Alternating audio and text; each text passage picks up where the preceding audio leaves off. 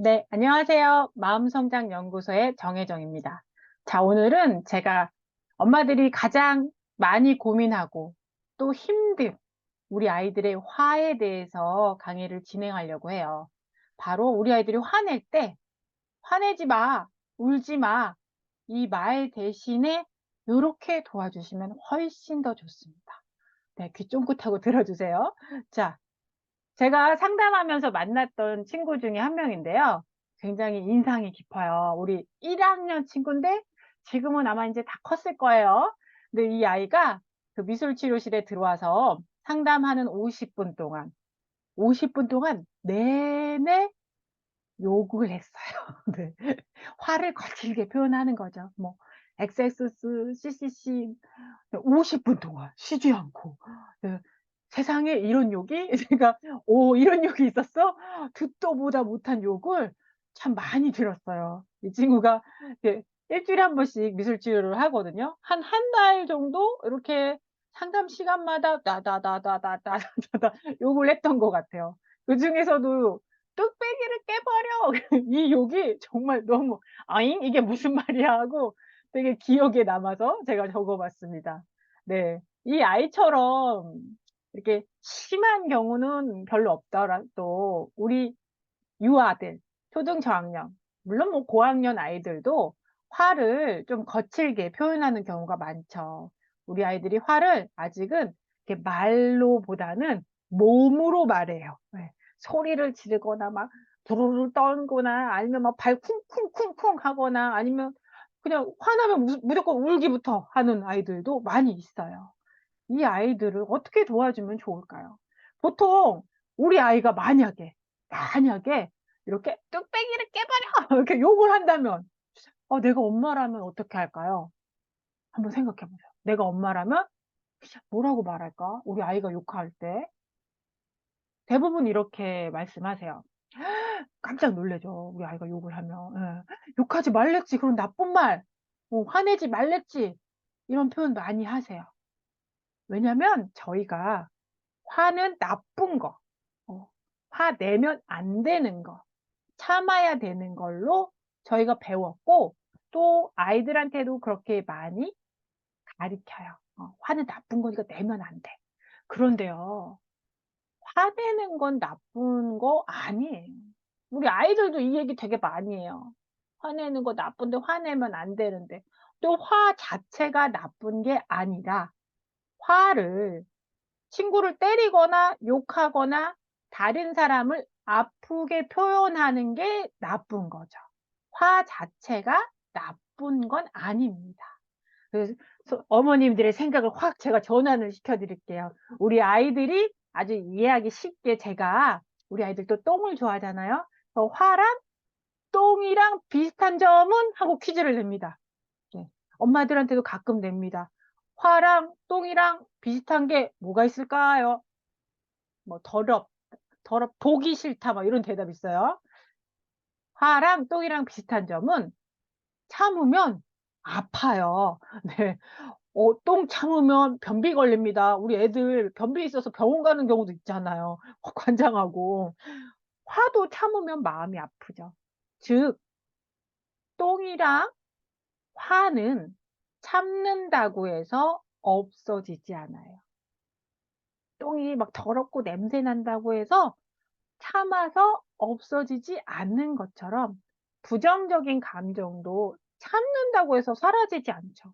그러면 우리 엄마들이 애들한테 한 번은 좋게 말했다, 두 번은 좋게 말했다, 참으면 화가 안 나나요? 아니죠. 나중에 몇 번 좋게 말했다 벌컥 하잖아요. 이게 화가 참는다고 해서 없어지는 게 아니다. 그럼 우리 아이들도 마찬가지겠죠. 자, 우리 아이들한테 제가 이렇게 설명해요. 똥이 매려우면 어떡해요? 네, 화장실에 가죠. 화장실에 가서 변기를 찾아서 변기에 앉아서 응! 하고 적당히 힘을 줘서 똥을 쌉니다. 네. 그런 것처럼 똥도 화도 이 조절하는 힘이 중요해요. 아기 때는 이 조절하는 힘이 없으니까 뭐 똥을 기저귀에 빡빡빵 쌉니다. 화가 날 때 우리 유아들 어릴 때는 그냥 화나면 바로 그냥 즉각적으로 내 이 화를 팡팡팡 몸으로 표현하는 거예요. 그런데 자랄수록 조절하는 걸 배우죠. 우리 아이들이 배변 훈련하는 걸 연습해서 배우는 것처럼 화도 비슷해요. 응아 매려하면 쪽 바로 뿡 싸는 게 아니라 화장실에 가서 그때까지 참아야 되잖아요. 그때까지 참고 적절한 상황, 변기에 적절한 힘을 줘서 싸는 것처럼 화도 화나면 빵 주먹으로 치는 게 아니라 조절해서 치고 싶은 걸 참고 적절한 힘, 적절한 강도, 적절한 말로 표현하는 걸 배변 훈련하듯이 경험, 반복 경험을 통해서 그 조절 능력이 향상이 되는 거예요. 그걸 알려줘야 되는 거예요. 화를 내지 않는 게 아니라 화를 참아가 아니라 화를 건강하게 친구나 다른 사람 아프지 않게 표현하는 방식을 알려줘야 되는 거예요. 화내지 마! 이게 똥 싸지 마! 이 말이랑 비슷해요. 어떡해. 똥 계속 참아요? 화 계속 참아요? 언제가 푹 나오지? 그러면 아무 데나 푹 바지에 싸는 것처럼 화도 의도하지 않게 좀 안 좋은 방법으로 푹 분출이 과하게 나올 수 있죠. 자, 화도 슬픔도 우리 아이들이 365일 즐겁고 기쁨만 있지 않아요. 자라면서 화나는 일도 있죠. 슬픈 일도 있죠. 무서운 것도 있죠. 이거를 말로 표현하고 다룰 수가 있어야 돼요. 네. 근데 여기 어떻게 도와주면 좋을까? 네, 어떻게 도와주면 좋을까? 이제 고민하시다가 이렇게 말씀하세요. 화내지 말고 말로 해. 울지 말고 말로 해야지. 어떤 경우에는 예쁘게 말해요. 이렇게 말씀하세요. 말로 하래요. 이거 이렇게 해주는 게 맞는 거 아닌가? 반만 맞아요. 50%만. 왜냐면 제가 안타깝게도 요리 똥손이거든요. 요리 잘하시는 분들 이렇게 영상 이렇게 막 할머님분들 나오시는 거 이렇게 말씀하시는 거 보면은 이런 말씀하세요. 자, 적당히 넣어. 이만큼 넣어. 그러면 제가 화가 납니다. 네, 요리 똥손인데 적당히가 얼만큼이야. 몰라요. 적당히가 얼만큼인지 나는. 요거 우리 아이들도 마찬가지예요. 말로 하래. 그러니까 어떤 말로 하냐고. 어떻게 하냐고. 적당히 넣어. 뭘 적당히. 그러면은 어떻게 해줘야 돼요? 구체적으로 간장 2스푼, 뭐 소금 2스푼 넣으세요. 이렇게 구체적으로 말씀해 주시면 요리 똥손인 제가 하고 따라할 수 있어요. 아이들도 마찬가지로 말로 해, 적당히 해가 아니라 어떤 말을 해야 될지 구체적으로 좀 알려주셔야지 아이들이 따라할 수 있어요. 간장 2스푼 넣는 거구나. 이렇게 따라할 수 있는 것처럼. 어떻게 따라하냐면, 자, 우리 아이들이 아직은 몸으로 말해요. 화가 나면. 몸으로 으악 소리 질러. 막 동생 때려. 그러면 안 되는데, 뭐 이런 식으로 울어. 몸으로, 즉 비언어, 표정과 몸짓으로 막 감정을 표현해요. 그러면 엄마가 이걸 비언어를 언어로 바꿔주시는 거예요. 우리 아이가 막 울고 있어. 그러면 아이고 많이 속상했구나. 아유 동생 때문에 화가 많이 났네.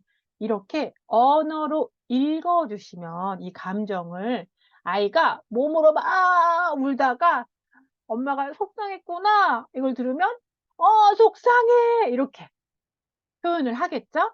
이 경험이 반복이 되면 나중에는 울지 않고 몸으로 말하지 않고 속상하단 말이야. 동생이 내 스티커북 망가뜨렸어. 하고 말로 할 수 있게 되는 거예요. 우리 엄마들이 바라는 말로 할 수 있게 되는 건데 이거를 그냥 말로 해. 이러면은 어떤 말 몰라요. 적당히 뭘 넣으라는 건지 몰라요. 이렇게 구체적으로 알려주셔야지 아이들이 따라할 수가 있어요. 그리고 배울 수가 있어요. 자, 우리 앞에서 제가 예를 들었던 우리 화를 거칠게 "뚝배기를 떼버려." 이렇게 욕을 했던 우리 1 학년 친구가 이 아이의 상황을 보면은 부모님들이 바쁘시고 동생들이 많아 가지고 예 평일에는 조부모님이 양육하시고 주말에만 엄마 아빠를 만나요. 예. 그래서 엄마가 참 너무 귀해요. 엄마를 너무 사랑하는 우리 착한 1 학년 남자예요. 그런데 이게 뭐 제가 우리 아이 이 아이가 막 요거 버벅버벅 하는 상황을 보니까 엄마가 이렇게 전화하셔 가지고 "어머 누구야. 엄마가 일이 늦게 끝나서 10분 정도 늦게 데리러 가겠다. 어떡하지? 10 분만 기다려. 상담센터에서." 이렇게 딱 전화를 끊으시면 얘가 따다다다다다다다 이렇게 "야!" 이렇게 욕이 나오는 거예요. 그러면 얘가 "뚝배기를 떼버려." 욕을 하면 "욕하지 마."가 아니라 얘가 지금 불안해서 그래요. 엄마가 안 올까 봐. 주말에만 만나는 이 귀한 엄마가 늦는다라는 요 말 작은 말 한마디가 얘가 너무 불안하고 못 만날까 봐 전전긍긍한데 이 딱 이 불편한 마음을 말로 표현하는 걸 아무도 얘한테 안 알려줬어요. 어.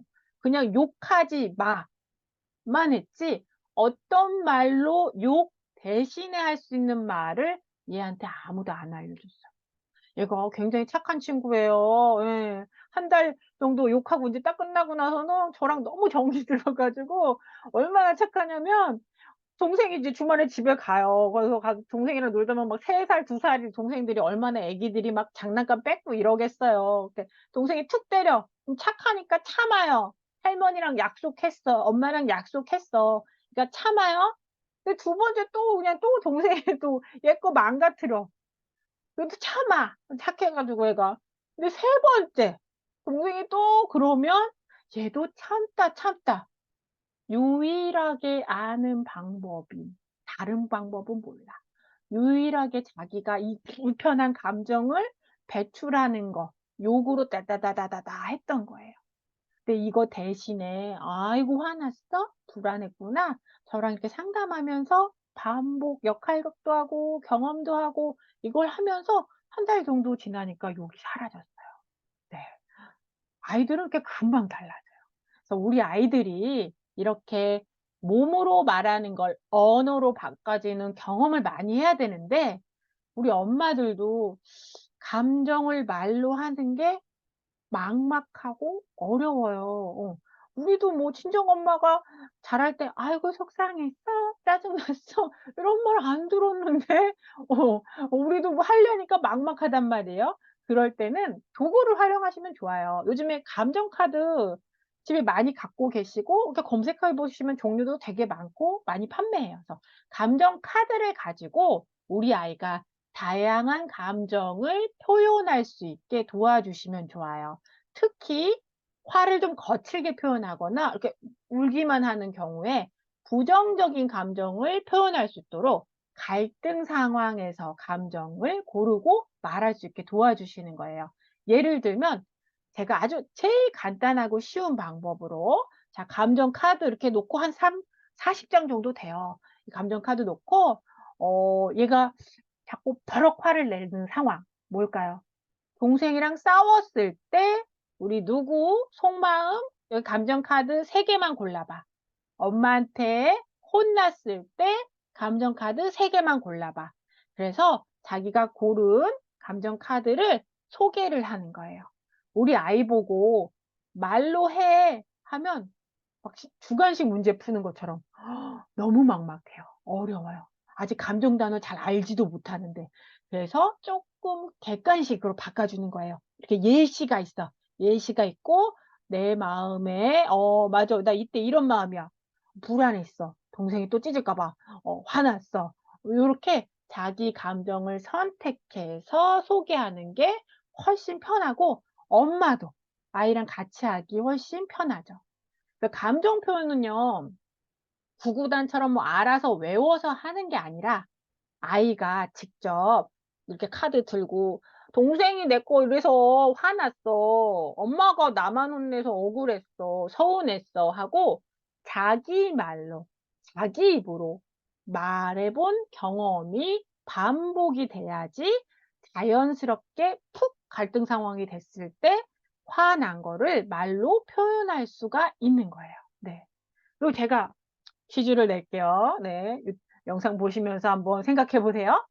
감정을 가르치는 곳은 어디일까요? 어린이집? 아니면 학교? 영어학원? 공부방? 네. 어딜까요? 정답 너무 쉽죠? 네. 가정입니다. 아이에게 감정을 가르치고 배우는 공간은 사실 가정이에요.